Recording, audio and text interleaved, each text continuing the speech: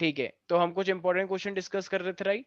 Okay, तो can you tell me, yes, अगर मान लो मैंने बोला कि जो सॉल्ट होता है, सॉल्ट को हम अप्लाई करते हैं कुछ मैंगो पर, तो ऐसा क्यों करते हैं हम मैंगो पर? मतलब कभी कभी ऐसा देखा जाता है कि यूजुअली, तो मैं एक रीजन देना है कि ऐसा लोग क्यों करते होंगे, salt is usually applied on the raw mango pieces, इसका क्या रीजन है? मैंगो के पीस पर हम ऐसे नमक क्यों डालते हैं ऊपर ऊपर? ऐसे करने से क्या होता है? कि वो रोट नहीं होगा, सर ताकि उसमें से पानी निकल सके। कौन सा पानी बाय निकल दी सके? बाय दी सेल, उसकी सेल में से। अच्छा, देखो कभी सर कभी क्या, यस बिल्कुल, कुछ जो मैंगो होते हैं ना, तो मैंगो के ऊपर हम क्या करते हैं, थोड़ा सा नमक डाल डाल देते हैं, तो उससे क्या होता है, जितना ही मैंगो के अंदर पानी ज्यादा अमाउंट में भरा होता है, तो वो सब बाहर आ जाता है, ठीक है? तो मैंगो में से पानी, वैसे तो पानी अच्छा होता है, लेकिन जब ज्यादा अमाउंट में होता है तो फिर हम ये सॉल्ट डालते हैं ताकि ज्यादा ज्यादा जो पानी है वो बाहर आ सके। ओके, तो ये चीज, पता कैसे चलता है पानी बहुत ज्यादा है? इससे मतलब नहीं है, मतलब अगर कहीं पे भी कोई भी नमक डाल रहा है, उनको उनको जो भी करता है उनको आइडिया होता है, क्योंकि एक पर्टिकुलर साइज होता है, उससे अगर बड़ा साइज है तो ऑफ कोर्स पता लग जाता है कि भाई इतना बड़ा आम तो पक्का पानी ही होगा। तो वो किसी ना किसी रीजन से करते हैं, लेकिन हमारा मेन एम था कि सॉल्ट हम क्यों डालते हैं, ताकि एक्सो ऑस्मोसिस हो सके, ठीक है? तो सॉल्ट डालने से क्या हो जाएगा ऊपर ऊपर, तो उसमें एक्सो ऑस्मोसिस होगा, बस हमें इतना ध्यान रखना है। ड्राइड रेसिन जो होते हैं, सूखे सूखे रेसिन जो होते हैं, उसको हम पानी में डाल देते हैं अब। तो उसको पानी में क्यों डालते होंगे? रात को जब तुम्हारी मम्मी क्या कहते हैं, कुछ भी खीर वीर बनाती होंगी सर तो ताकि पहले, एंडोस्मोसिस से वो थोड़ा फूल जाए। हाँ ऐसा क्यों, रीजन क्या होता है इसका? What should be the reason for that? Endosmosis क्यों हो गया, क्योंकि? सर क्योंकि क्योंकि जो पानी है सर उसकी डेंसिटी जो है वो, डेंसिटी क्यों बोलते हो हमेशा?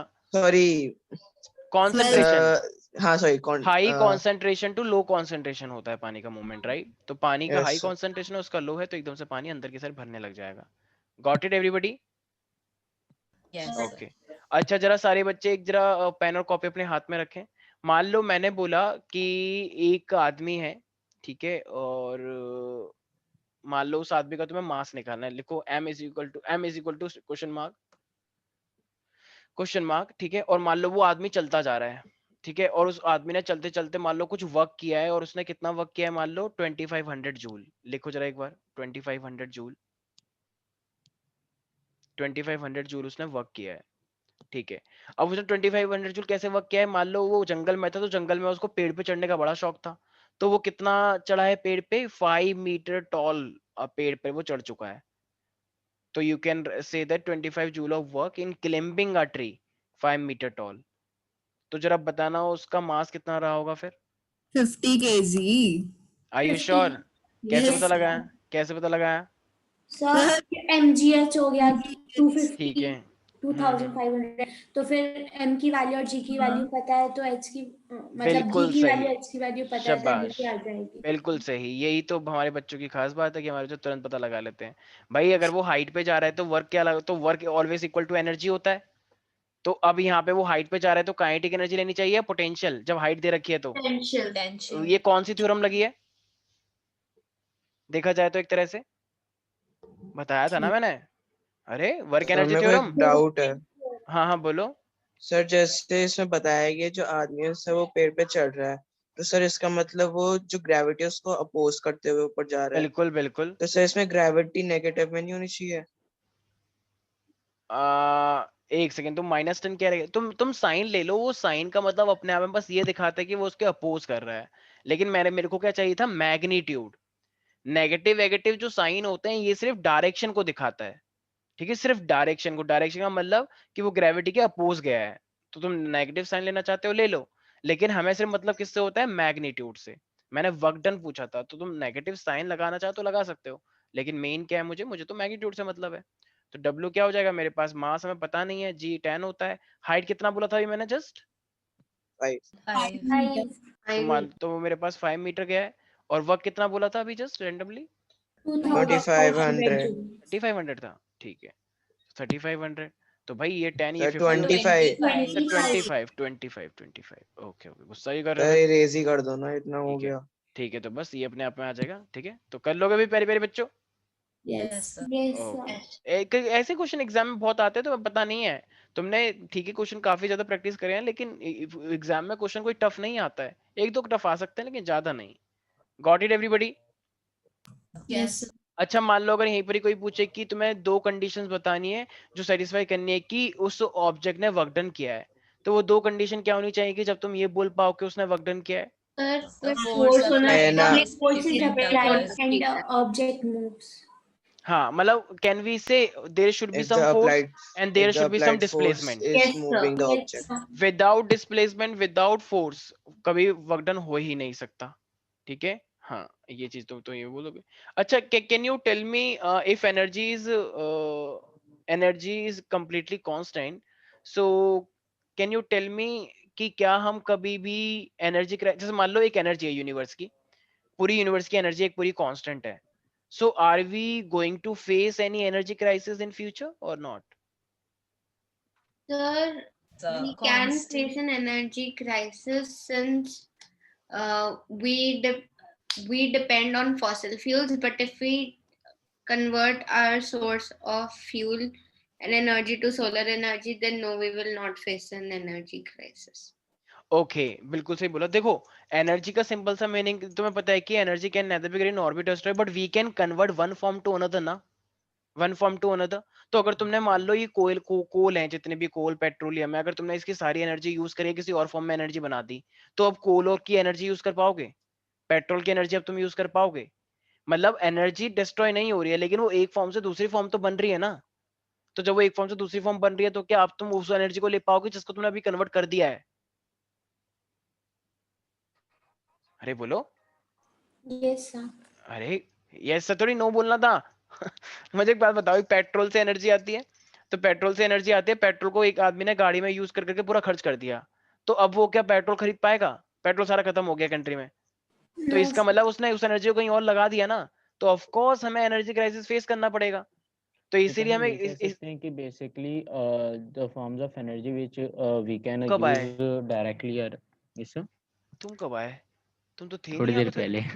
अच्छा सब लोग आराम से आ रहे हैं क्योंकि अब तो एग्जाम आ रहे हैं, तो कभी भी आओ अरे कभी नहीं भी जाओ। सर, मैंने पापा को कहा था 5 मिनट सोऊंगा, उठा देना, पापा खुद ही सो गए। मैं क्या करूं। ओके ओके ठीक है ठीक। ओके तो बस हाँ क्या बोल रहे थे तुम, फिर से बोल सकते सर हो एक हम बार ये और कह जी। सकते हैं कि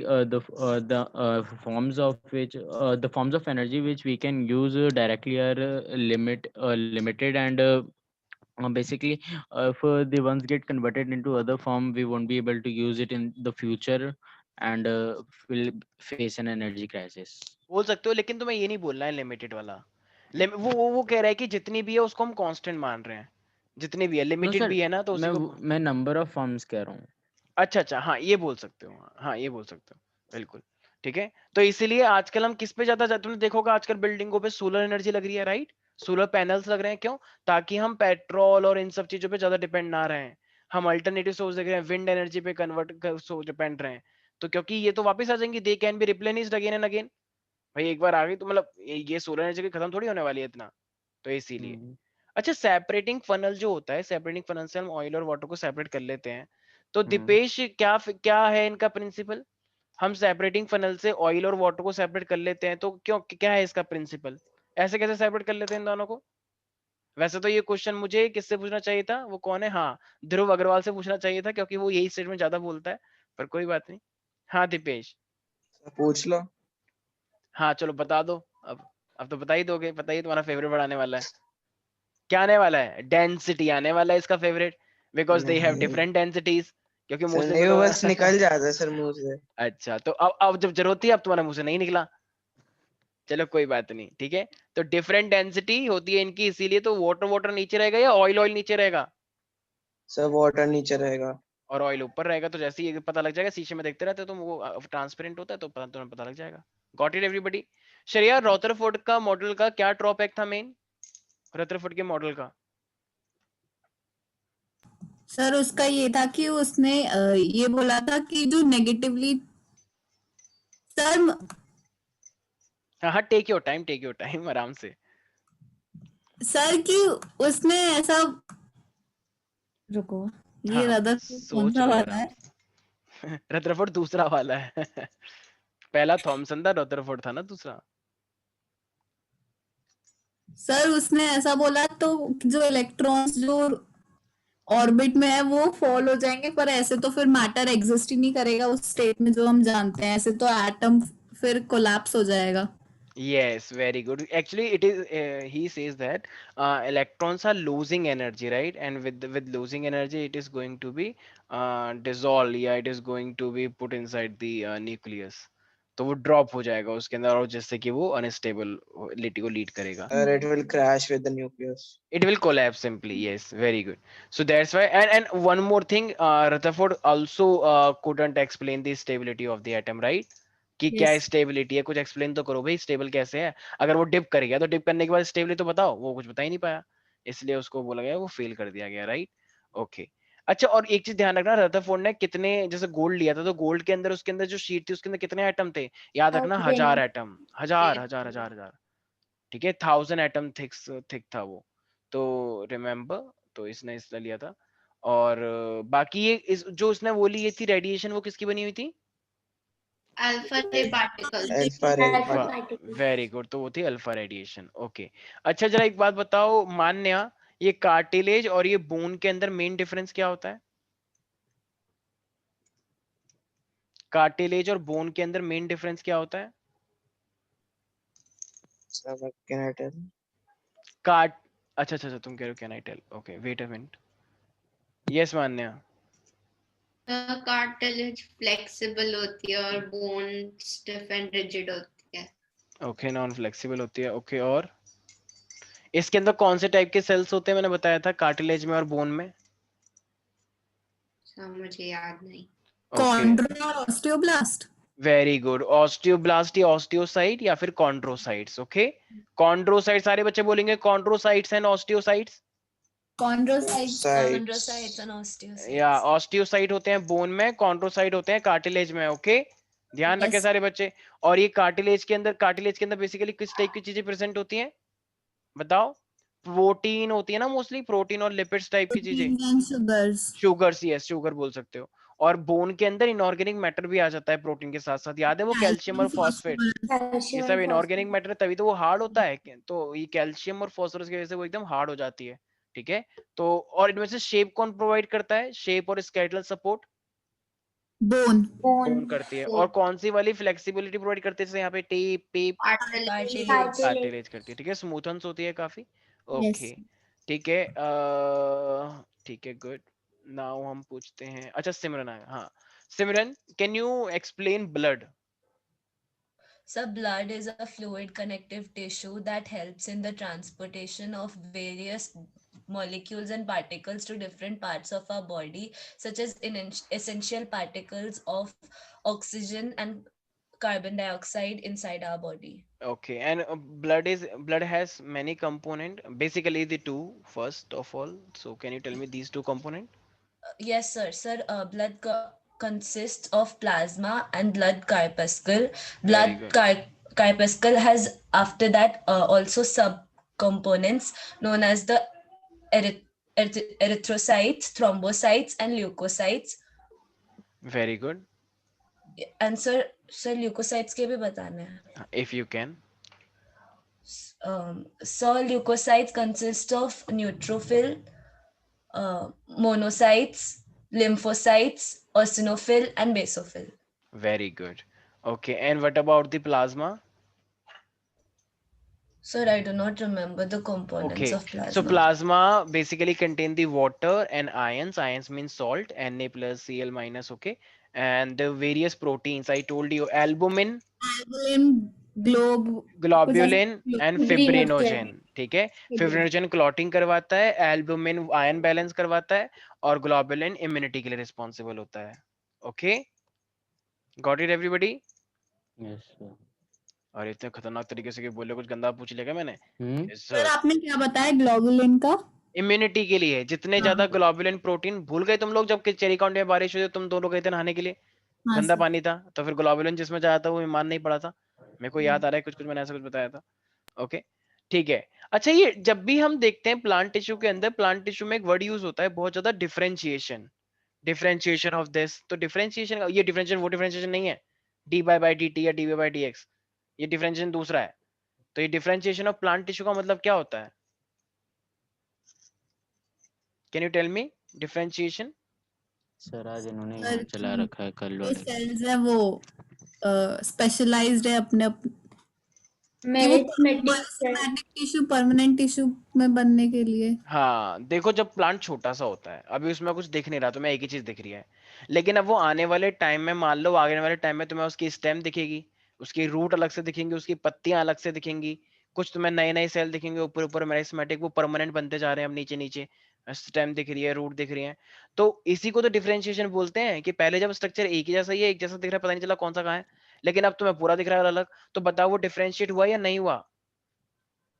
अरे बिल्कुल हुआ। जैसे मान लो एक मैंने 2 महीने का बेबी देखा, 2 महीने का बेबी है, तुम्हें इसका टांग दिख रही है, पैर दिख रहे हैं, मुंह दिख रहा है, लेकिन जब ये पैदा होता है, तो जब ये बॉर्न होता है, तो इसका मुंह भी दिखता है, हाथ भी दिखते हैं, पैर भी दिखते हैं छोटे छोटे। तो अब ये डिफरेंशिएटेड है या नहीं है? डिफरेंशिएटेड का मीनिंग क्या है मेरे लिए? एक तरह से development, right? Different different structures. नहीं आया समझ? यस सर सर, समझ गया। तो इसी को तो डिफरेंशिएशन बोलते हैं। Got it everybody? ओके ध्रुव अग्रवाल, जैसे हम यूनिवर्सल लॉ ऑफ ग्रेविटेशन को बोलते हैं, F=gmm/r², तो ये g की वैल्यू क्या आई थी वहां पे? क्विकली, कैपिटल जी की sir value. Sir it was it is okay. Sir रुको, नहीं सर, मेरे को सर याद आ रहा, रुको। ये सर तो यार सिक्स याद रहनी चाहिए यार सबको। हाँ हाँ हाँ बिल्कुल 6। सर 6 पॉइंट, हाँ कर ले गूगल कर ले। ये देखो 6.67 इंटू 6 10⁻⁻11। पॉइंट, हाँ भाई ये वैल्यू तो याद रहनी चाहिए ना यार सब लोगों को। यार कैसी बातें कर रहे हो सारे बच्चे, बताओ, ये तो एकदम टिस्ट पे रहनी चाहिए, वरना क्वेश्चन कैसे करोगे? ठीक है, ऑल दो कुछ कुछ टीचर लिख के खुद ही दे देते हैं, लेकिन फिर भी याद होनी चाहिए। 6.67 इंटू 10⁻⁻11, और वो यूनिट क्या होती है? Newton metre square per KG square. Okay everybody? अच्छा, okay fine. Now yes Deepesh, Deepesh थोड़ा कम बात करता है। ओके प्रथम, प्रथम तुम हो यहाँ पे? प्रथम दीपेश दोनों में से कोई भी? ओके ठीक है। तो कभी कभी ऐसा होता है ना कि जैसे मान लो, अगर तुम्हें कभी भी, जैसे मान लो तुम क्रिकेट खेल रहे हो, ठीक है, और तुम्हें बैट से मान लो एक छक्का लगाना है, तो जब तुम्हें छक्का लगाना है तो तुम्हें ज्यादा फोर्स देना होगा या कम फोर्स देना होगा? जरा बताना एक बार, ये तो बच्चों वाली बात है। ज्यादा पूछ। तो जब तुम्हें ज्यादा फोर्स देना होगा तो उसका मतलब उसकी ज्यादा वेलोसिटी हो जाएगी, ऐसा क्यों? कैसे एक्सप्लेन करोगे इसको, कि ज्यादा फोर्स से ज्यादा वेलोसिटी हो जाती है? कैसे एक्सप्लेन करोगे इस चीज को? Why a greater force is required to bring or to impart a greater velocity in any object? Yes. How will you explain that?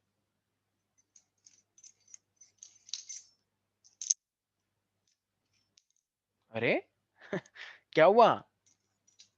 कोई बताना चाहेगा प्रथम के अलावा? सर एक बार क्वेश्चन रिपीट कर दो please. Greater force is required to bring or to impart a greater velocity of any object. ऐसा क्यों? थोड़े फोर्स से ही ज्यादा वेलोसिटी क्यों नहीं आ सकती? क्या दिक्कत है?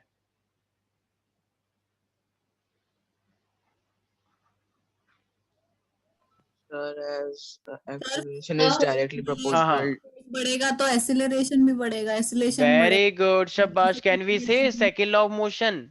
ये मैंने यस एग्जांपल ही बताया था, पी एफ माइनस का पी आई अपॉन में टाइम। भाई पहले बॉल आ रही है धीरे से नहीं, एज कम्पेयर टू बाद में, उससे तो कम ही है। अब जब तूने बैट से मारा उसे, तो अब वो बड़ी तेजी से गई। तो बताओ पहले मोमेंटम क्या था? एम यू, और अब क्या है मोमेंटम? M we. तो जितना ज्यादा मोमेंटम में चेंज आएगा उतना ही तो फोर्स लगाना पड़ता है, क्योंकि रूल बोलता है F is directly proportional to rate of change of momentum. तुम कम टाइम में ज्यादा फोर्स लगाओगे और ज्यादा मोमेंटम में चेंज लाओगे तो फोर्स उतना ही तो लगेगा। मान पर लो सर पहले, यहाँ पे एक डाउट है। हाँ हाँ बोलो।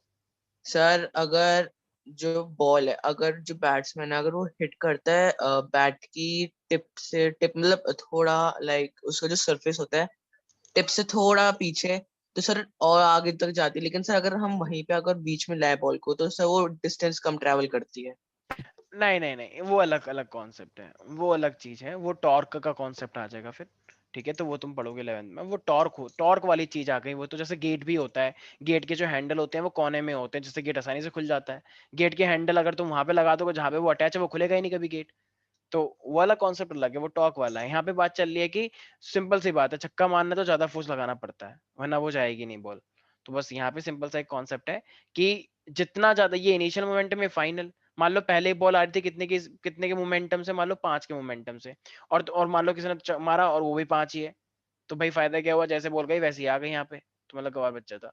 मान लो अगर वो 5 से गया और किसी ने मान लो बॉल मार दी और अब वो गई है बिल्कुल 55 के उससे, बताओ छक्का लग गया, छक्के से भी और ज्यादा बड़ा हो गया। तो 55 और 5, तो भैया मोमेंटम में चेंज आया नहीं आया, कितने का चेंज आया, 50 का चेंज आ गया। तो इसकी मतलब पक्की बात है, जब 50 का चेंज आया तो भैया फोर्स भी ज्यादा ही लगा होगा, पक्की बात है। Got it everybody? नहीं आ रहा Yes, किसी sir. को। Yes sir. अच्छा, बैलेंस फोर्स हमेशा चेंज इन मोमेंटम को लाते हैं या फिर unbalance force change in momentum को लाते हैं? अनबैलेंस। अनबैलेंस्ड। का श्योर? बैलेंस क्यों नहीं ला सकते? Sir balance don't change the balance होगा तो फिर तो नेट फोर्स ही जीरो हो जाएगा ना। बैलेंस, अभी तुमने बोला कि force is directly proportional rate of change of momentum, लेकिन वो फोर्स कुछ है बना हुआ है, लेकिन जब तुम बैलेंस कर दोगे तो नेट फोर्स कितना आएगा? जीरो। जब वो जीरो आएगा तो वो भी तो फिर जीरो ही हो जाएगा, तो भैया कुछ होगा ही नहीं फिर। ठीक है, अब ऐसे ही कहते हैं कि जब ये मान लो जब भी कोई बॉल मारता है तो वो अपने हाथ को हल्का सा पीछे की साइड करता है, एकदम ऐसे कैच नहीं करता। What is the reason for that? So जब भी because force is inversely proportional to time, so if we put in more time, then there will be less force. Very good, right. तो हमारे हाथ को अगर तुमने ऐसे कैच करा एकदम टाइटली तो हाथ एकदम टूट सकता, हाथ टूट नहीं, लेकिन हाथ चोट लग जाएगी, गंदी वाली हड्डी में लग सकता है ना। तो इसलिए तुम जानबूझ के उसका टाइम बढ़ाया, तो ऐसे धीरे से करके, ताकि तुम चोट खाने से बच जाओ। Right everybody, got it? तो ये चीज तुम लोगों को ध्यान रखनी है। ये तो ये सेकंड लॉ ऑफ मोशन से ही तुम ये सब चीजें एक्सप्लेन करोगे। किसी को भी कोई डाउट है प्यारे प्यारे बच्चों? No, sir. कि ठीक है, नो सर। तुम्हारे एग्जाम्स हैं तो मैं वैसे तो ठीक है मैं, थैंक यू सर। अरे रुक जाओ एक सेकंड, रुक जाओ सारे बच्चे। बताओ सारे बच्चे बड़े बैठे एकदम से, बस बस छोड़ दो, हो गया। ठीक है, अच्छा एक बात बताओ, मान्या नहीं ध्रुव बताएगा। ध्रुव, हमारे पास कितने टाइप की मसल्स होती हैं? Muscles sir 3। Muscles sir 3। Yes, नाम बताओ। Sir cardiac, smooth and skeletal. एक सेकंड,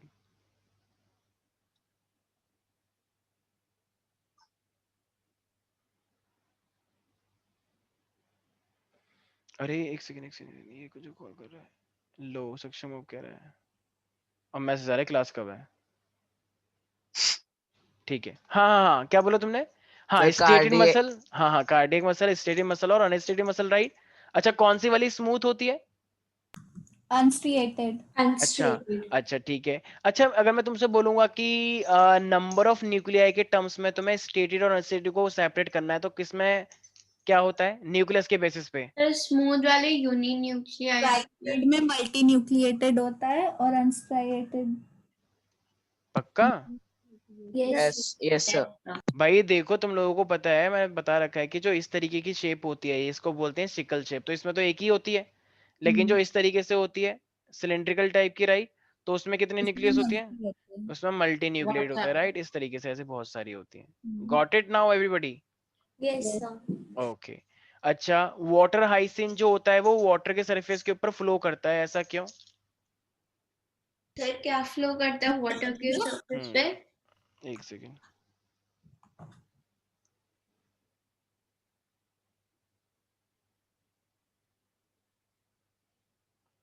इतना कुछ बच्चे इतने बदतमीज होते हैं एकदम, बताओ उनको बोल दिया है कि मैं क्लास में हूँ, लेकिन फिर भी वो कहते हैं कि सर ये और बता दो। अरे बता तो देंगे, लेकिन क्लास के टाइम में मैं कैसे बता दूं? कैसे बच्चे, पता नहीं, कोई बात नहीं, चलो। वाटर हाइसिन जो होता है वो क्या, हाँ क्या होता, क्या बोला तुम लोगों ने? वाटर हाइसिन क्यों क्यों करता है, फ्लोट क्यों करता सर है? एरेनकाइमा के वजह से। Very good. तो उसका जो पैरेनकाइमा होता है उसके अंदर क्या भरा होता है? Large air, yes, air cavities भी होती हैं, एयर सैक होता है जिसकी वजह से वो फ्लोट करता रहता है, राइट एवरीबॉडी? ओके। अच्छा जरा बताओ मुझे कि एपिडर्मिस जो होता है, एपिडर्मिस बेसिकली उसकी जो वैक्सी कोटिंग होती है एपिडर्मिस के ऊपर, तो वो डेजर्ट वाले प्लांट के ऊपर क्यों होती होगी, यहाँ पे क्यों नहीं होती है? डेजर्ट वाले प्लांट के ऊपर एक वैक्सी कोटिंग होती है, इसका क्या रीजन है? So to avoid यहाँ पे loss of water loss water. Critical होता है। To prevent water loss. To yes, तो मिनिमाइज वाटर लॉस। ठीक है, तो एपिडर्मिस के ऊपर क्या होता है, क्यूटिकल होता है, तो वो उसको बेसिकली क्यूटिन की जो लेयर होती है वो उसकी वैक्सी कोटिंग होती है, वो उसको वाटर लॉस से बचाता है, राइट? तो वो ट्रांसपिरेशन लॉस से बचाता है। Got it everybody? ओके। अब Yes. मेरे पास क्या है, जैसे मान लो मेरे पास तीन चीजें होती हैं, पेरेन्काइमा, कोलेनकाइमा, स्क्लेरेन्काइमा। तो कोलेनकाइमा, पेरेन्काइमा, कोलेनकाइमा, स्क्लेरेन्काइमा जो 3 टाइप का होता है, कोई मुझे बता सकता है कि इनकी सेल वॉल के बेसिस पे क्या डिफरेंस आता है? Sir, The cell wall of parenchyma is thin. Cell wall of collenchyma is irregularly Irregular. thin, and cell wall of sclerenchyma is very thick thick. And it is made up of pectin, right? Yes. Okay okay. अच्छा, देखा जाए तो मैंने बोला कि, मान लो मैंने बोला कि सॉफ्ट पार्ट है, रूट्स हैं, लीव्स हैं, फ्लावर है, फ्रूट्स हैं, तो उसमें क्या पार्ट होगा, पेरेन, कोलेन या स्केलेन? Parenchyma. का लॉक कर दें? Yes sir. Yes, sir. Okay. अच्छा, स्टेम के नीचे की साइड, लीव्स के नीचे की साइड, बिलो द एपिडर्मिस, वो कौन सी लेयर होती है जो उसको Collenchyma. फ्लेक्सिबल बनाती Collenchyma. है, फ्लेक्सिबल बनाती है? Collenchyma.